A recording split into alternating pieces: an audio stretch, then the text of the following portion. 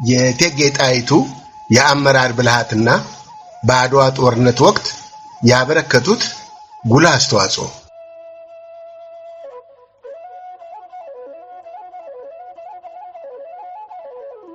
ትውልድና የዘር ሐረግ።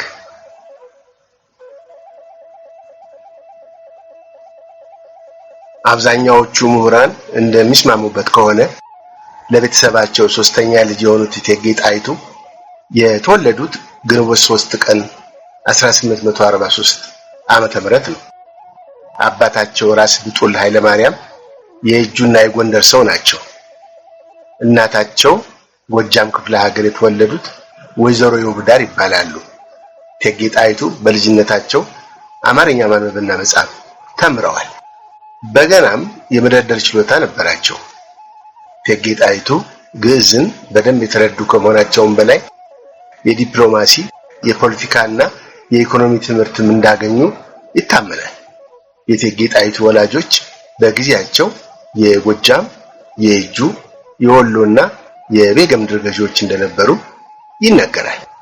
የወላጆቻቸው ባላባታዊ ዘር ሐረግ ወደ ኋላ ሲቆጠር ትውልዳቸው ከጎጃም ከሆነው በ17ኛው ክፍለ ዘመን መጀመሪያ ላይ ነግሰው እስከነበሩት እስከ አጼ ሱስንዮስ ዘመነ መንግስት ድረስ ይዘረጋል። አጎታቸው የአባታቸው ወንድም ደጃዝማች ውቤ ኃይለ ማርያም የትግራይ ገዢ ነበሩ።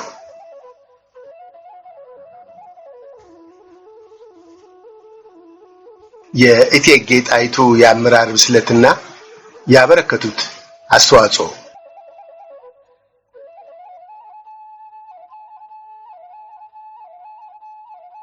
እቴጌ ጣይቱ በአፍሪካ ኃያልና ድንቅ ሴት እንደነበሩ ጸሐፍት ያውሳሉ። እቴጌ ጣይቱ በተፈጥሮ ድንቅ የአመራር ጥበብን የተቀዳጁ ስለነበረ አስተዳደራዊ ፖለቲካቸው እንዲሰምርላቸው በማሰብ ተሿሚዎችን በጋብቻ የማስተሳሰር ዘይቤ ነበራቸው። በተለይ የኢትዮጵያን ድንበር የሚነካ ማናቸውም ውይይት ላይ ጠንካራ ተቃውሞ በማሳየት የማይበገሩ የአመራር ብቃት የነበራቸው ድንቅ ሴት ነበሩ። የቀረበላቸውን አስተያየት ሁሉ ሳይመረምሩ እንደወረደ የማይቀበሉ አስተዋይ ሴት ነበሩ።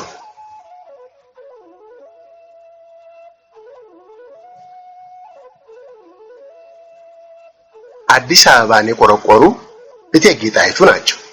በአጠቃላይ ንግስት ጣይቱ በዳግማዊ አጼ ምኒልክ ዘመነ መንግስት ለተከናወኑት አበይት ተግባራት ሁሉ ግንባር ቀደም አስተዋጽኦ በማድረግ ከፍተኛውን ድርሻ ያበረከቱ እጅግ ጠንካራና የአመራር ጥበብን የተካኑ ንግስት እንደነበሩ በሰፊው ተዘግቧል።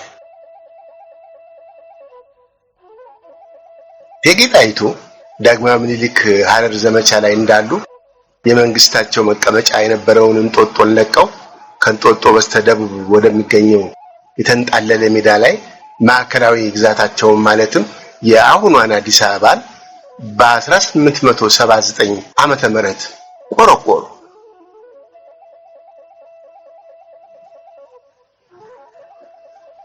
በሌላም በኩል እቴጌ ጣይቱ በስማቸው የተሰየመውንና በኢትዮጵያ የመጀመሪያ የሆነውን እቴጌ ጣይቱ ሆቴል የተሰኘውን ፒያሳ ተብሎ በሚጠራው ስፍራ በ1898 ዓመተ ምህረት ከዳግማዊ ምኒልክ ጋር በመሆን አቋቋሙ።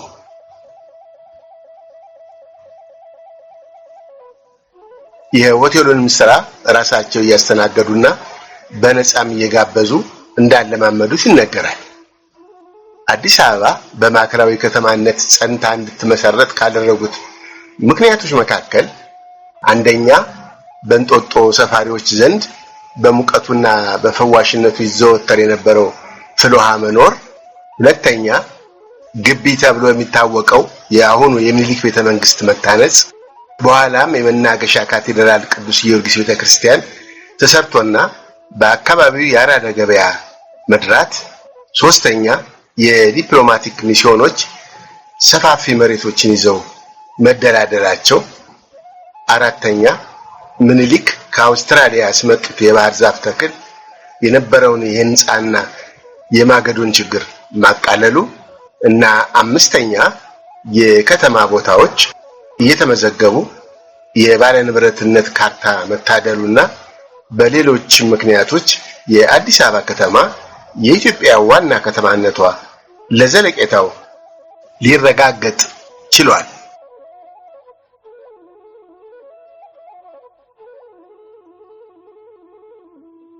እቴጌ ጣይቱ በአድዋ ጦርነት ያበረከቱት ታላቅ አስተዋጽኦ።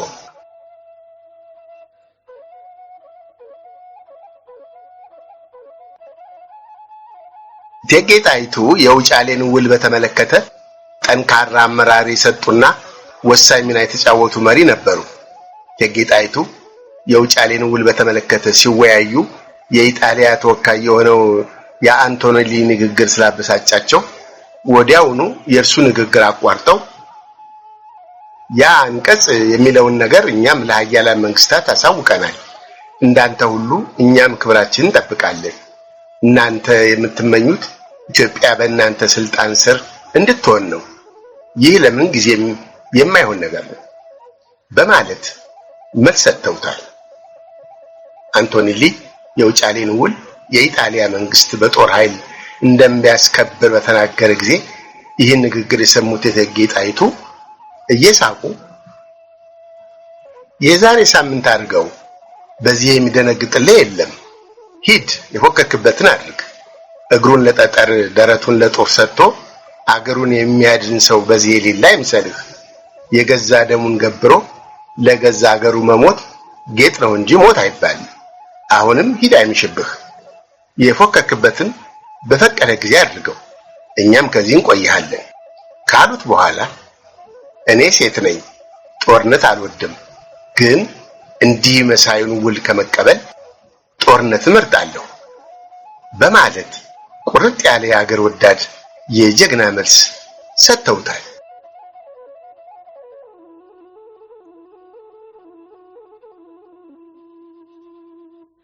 በመጨረሻም በኢትዮጵያና በኢጣሊያ መንግስት መካከል የነበረው ዲፕሎማሲያዊ ግንኙነት ሻክሮ ወደማይቀረው የአድዋ ጦርነት ሲያመራ በራሳቸው የሚመራ ጦር አደራጅተው ከባለቤታቸው ከምኒልክ ጎን ለውጊያ የተሰለፉ ቆራጥ ሴት ነበሩ።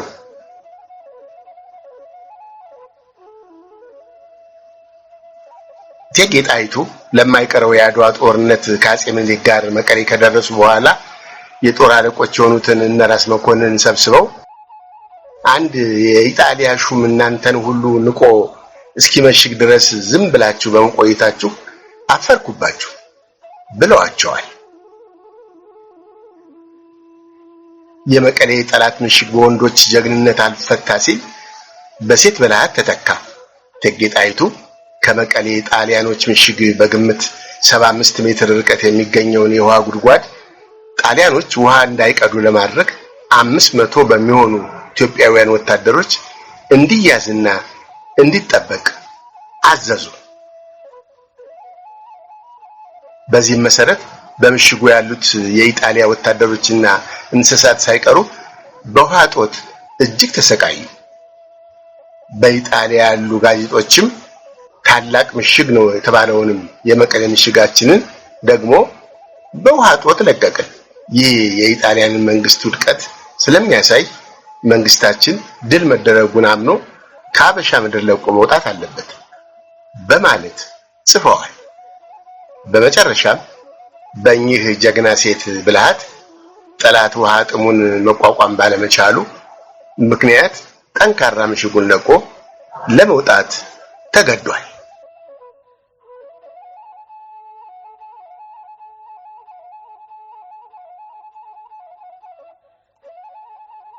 ከአድዋ ድል በኋላ ስለ ጣይቱ የዓለም ጋዜጦች እይታ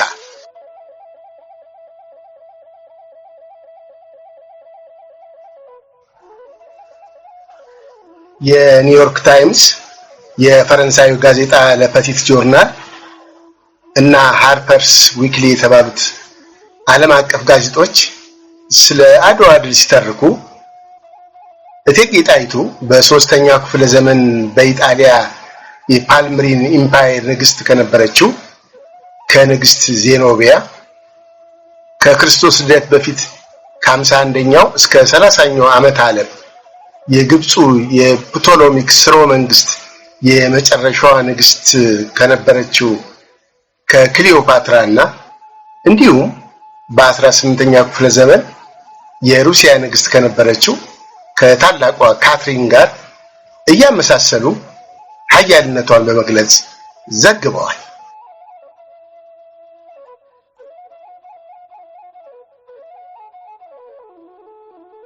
ሐምሌ 8 ቀን 1888 ዓ.ም ቴምስ የተባለው ጋዜጣ ጣይቱ በግቢያቸው ውስጥ ባለው ሜዳ ላይ ምርኮኞችን ይጋብዙ ነበር። ከጀነራል አልቤርቶኒ ጀምሮ ሁሉም በአንድነት በአውሮፓውያን ደንብ መሰረት ይጋበዛሉ። በሚመገቡት ጠረጴዛ ላይ ሳህን፣ ሹካ፣ ማንኪያ፣ የአፍ መጥረጊያ ፎጣ፣ አበባና የሚጠጡት ቪኖ ሳይቀር ይደረግላቸው ነበር በማለት ስለ እቴጌ ጣይቱ ትህትናና ጥበብ ዘርዝሮ ጽፏል።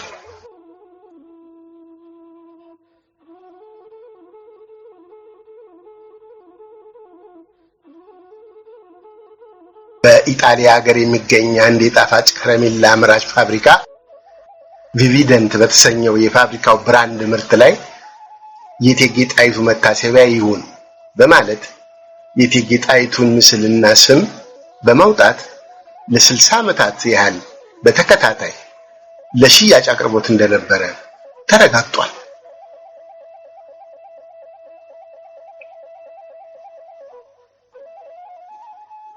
የእቴጌ ጣይቱ የመጨረሻው የስልጣናቸው ዘመንና የህይወት ፍጻሜ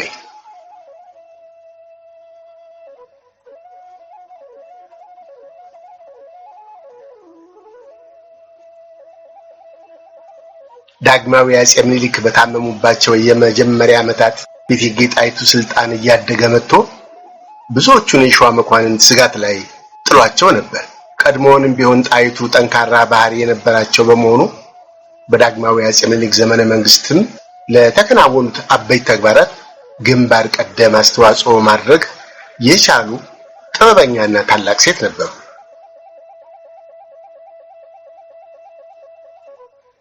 የአዲስ አበባ ዋና መስራችም እቴጌ ጣይቱ ናቸው። የጣሊያኖችን መሰሪ ተግባር በመረዳት የውጫሌን ውል በአስተዋይነታቸው ጠንቅቀው መረዳታቸው ውሉን በይፋ ያፈረሱት እቴጌ ጣይቱ ናቸው። በአድዋ ጦርነትም ቢሆን የሰራዊቱን ሞራል በማበረታታትና የጦር ዘዴና መላ በመፍጠር የተጫወቱት ሚና ቀላል ስላልነበረ ከትውልድ ወደ ትውልድ ሲተላለፍ የመጣ አኩሪ ገድል በመሆኑ ሲዘከር ይኖራል።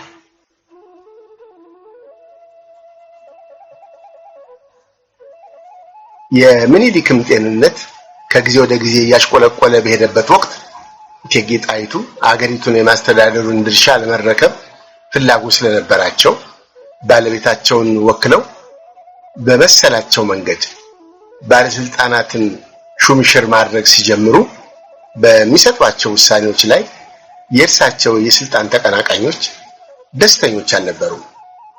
ይህ እቴጌ ጣይቱ በስልጣን እየገነኑ መምጣታቸውና ሹምሽር ማድረጋቸው የሸዋ መኳንንትን በጣም አስደነገጣቸው። ትውልዳቸው ከጎንደር የሆነው እቴጌ ጣይቱ ምንም እንኳን ለፖለቲካው ቁልፍ የሆኑ ባለስልጣናትን ከነገስታት ቤተሰቦች ጋር ማስተሳሰሩ በኢትዮጵያ የነገስታት ታሪክ እንግዳ ነገር ባይሆንም እንደ እቴጌ ጣይቱ ከፍተኛ ደረጃ ላይ ያደረሰው ሰው ግን አለ ተብሎ አይታመንም። እቴጌ ጣይቱ ለዳግማዊ አፄ ምኒልክ አልጋ ወራሽነት ያጩት ልጅ ኢያሱን ሳይሆን የራሳቸው ፖለቲካዊ አመራር እድላቸው እንዲሰምር በማሰብ የወንድማቸው ልጅ የሆኑትን ራስ ጉግሳ ወሌን ለእንጀራ ልጃቸው ለንግስት ዘውዲቱ አጯቸው። በእቴጌ ጣይቱ ላይ የተነሳውን አድማ ከበስተጀርባ ሆነው የሚመሩት የጦር ሚኒስትሩ ፊታውራሪ ሀብተ ጊዮርጊስና አገሪቱን በሞግዚትነት የማስተዳደሩ ስልጣናቸው አደጋ ላይ የወደቀው ራስ ተሰማ ናደው በአንድነት ሆነው በማቀናበር አድማውን ይበልጥ እያጠናከሩት መጡ። በእቴጌ ጣይቱ ላይ የተነሳው ተቃውሞ ይበልጥ እየሰፋ መጥቶ የንጉሠ ነገሥቱም ጦር በአድማው መሳተፍ ጀመረ።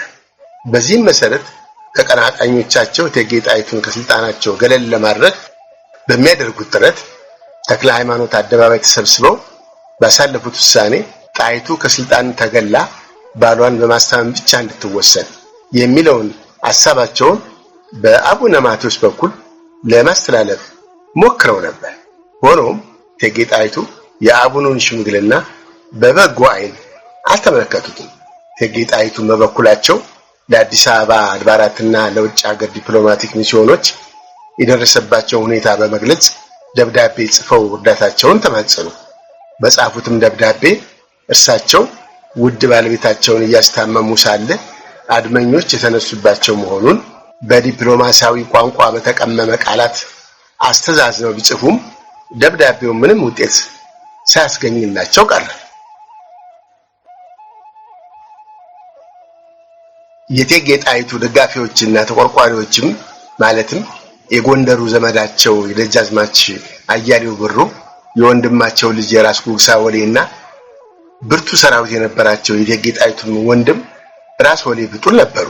የእቴጌ ጣይቱ ተቀናቃኝ በነበሩት የወሎ ራስ ሚካኤልና በእቴጌ ጣይቱ ወንድም በሆኑት በራስ ወሌ ብጡል መካከል ደም ሊያፋስስ የሚችል አደገኛ ፍጥጫ ስለነበረ እቴጌ ጣይቱ ለሁለቱም ወገኖች በጻፉት ልብ የሚነካ ደብዳቤ አማካይነት ጸቡን ለማብረድና ጦርነት ተካሂዶ ደም እንዳይፈስ ማድረግ ችለዋል።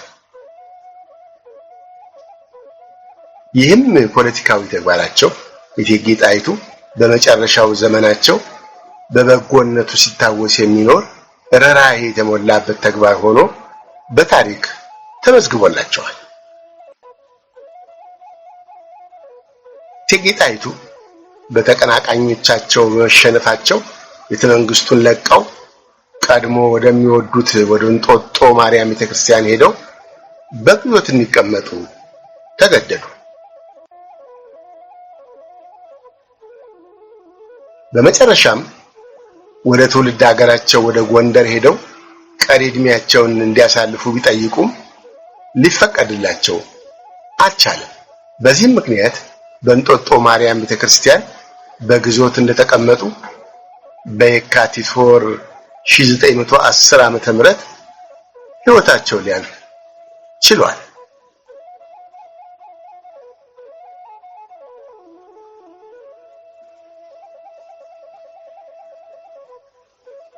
አስከሬናቸውም የነገስታት መካነ መቃብር በሚገኝበት በታዕካ ነገስት በዓታ ለማርያም ገዳም ከባለቤታቸው ከዳግማዊ አፄ ምኒልክ ጎን እንዲያርፍ ተደርጓል።